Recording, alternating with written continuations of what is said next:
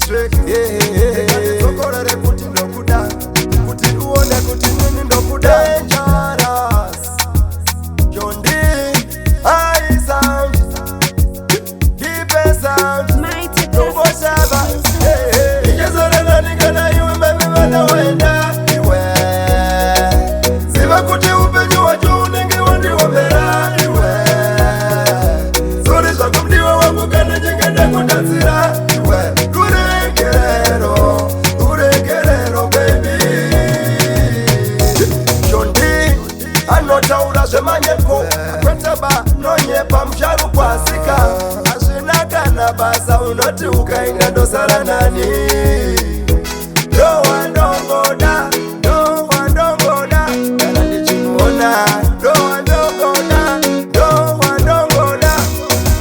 Ikezora nani kana iwe mewena wenda Uchika yenda Siva kuti upenyu wacho unengi wandi wabera Iwe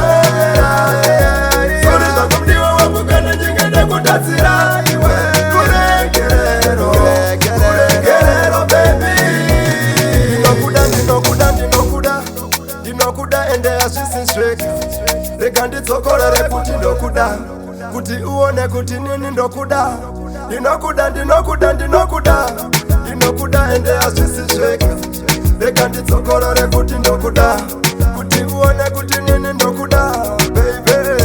Udiwawa Ikezera nani kana iwe mewena wenda Uchika yenda Siva kuti upenyu wacho unengi wandi wabera Iwe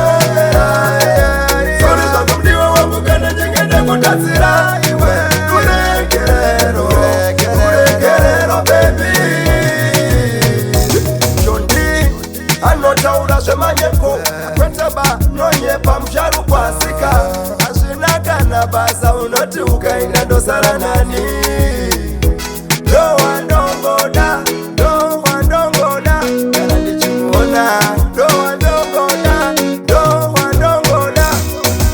Ikezora nani kana iwe mewena wenda Uchika yenda Siva kuti upenyu wacho unengi wandi wabera Iwe Sori zako mdiwa wangu kana jengenda kutatsira